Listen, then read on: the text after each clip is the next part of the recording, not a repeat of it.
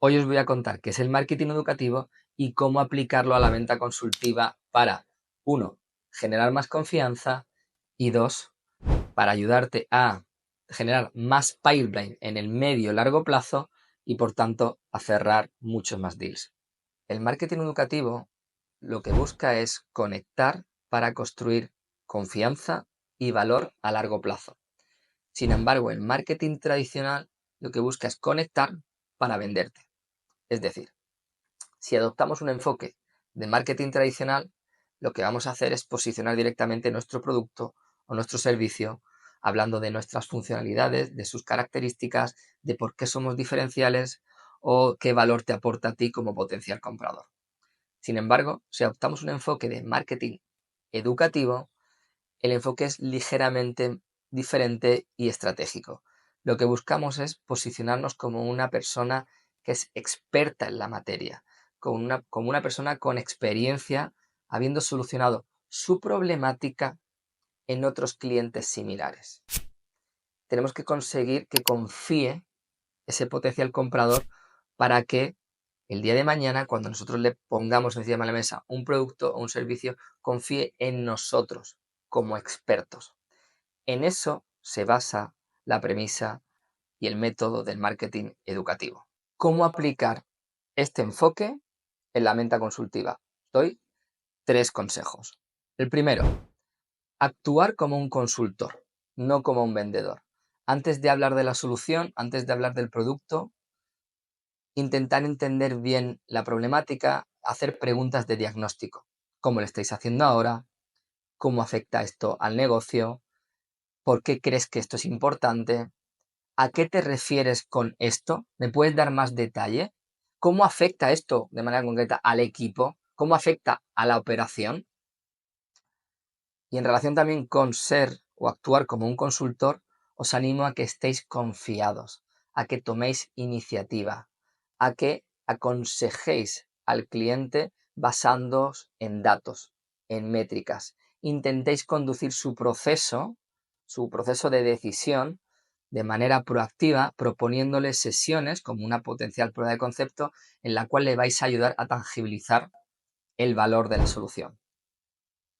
Segundo consejo, utilizar un lenguaje de métricas. Como decía anteriormente, para reforzar vuestro posicionamiento como consultor, es importante que cuando habléis de resultados o cuando habléis de casos de uso o cuando habléis de cómo la solución puede ayudar de una manera u otra, intentéis siempre tener métricas de negocio que les ayude a entender cómo va a impactar en su negocio. E inclusive que os preparéis también antes de cada reunión métricas de la industria de tu potencial cliente, del sector. Métricas que estén relacionadas con potenciales desafíos que hay en el sector que luego lo puedes relacionar con tu propuesta de valor. Eso también ayuda a posicionarte como una persona que entiende de la industria en la que está tu potencial cliente y que has solucionado ese problema en otras situaciones similares. Y el tercer consejo es utilizar historias de éxito. Hablar de historias de éxito de clientes en primera persona.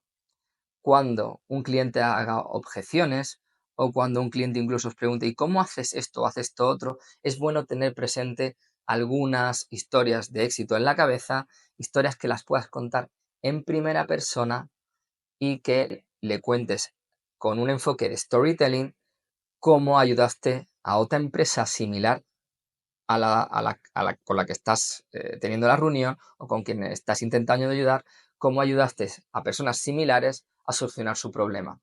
Y es importante que en esa historia definas ese storytelling de qué desafíos tenían, qué problemáticas tenían, cómo fue su proceso de decisión, quiénes evaluaron, por qué decidieron tu tecnología o tu solución o tu producto y vayas arrojando métricas de por qué decidieron una u otra, por qué era relevante para ellos. Pues nosotros fuimos capaces de entregar un rendimiento un 70% superior o nosotros fuimos capaces de demostrar que la gestión de la operación le iba a ahorrar unos costes un torno a un 30% menos que la competencia. Eso está bien comentarlo en esa historia y, por supuesto, al final, una vez que han implementado la tecnología también, arrojar métricas que de una manera u otra han tenido un impacto en el negocio, bien generando nuevos ingresos o bien ahorrando potenciales costes. Pues hasta aquí el vídeo sobre qué es el marketing educativo y cómo aplicar marketing educativo en la venta consultiva.